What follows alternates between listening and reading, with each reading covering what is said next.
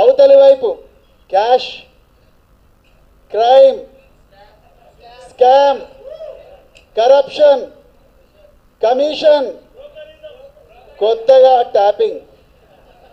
బాబు మీరు ఏమన్నా చేయండి, ఇక్కడనే మాట్లాడుకోండి. బయట పోయి ఫోన్లలో పిచ్చాపాటి మాట్లాడుకున్నారంటే పొద్దున్నే రేవంత్ రెడ్డి మిమ్మల్ని పిలిపించి క్లాస్ వీక్తాడు.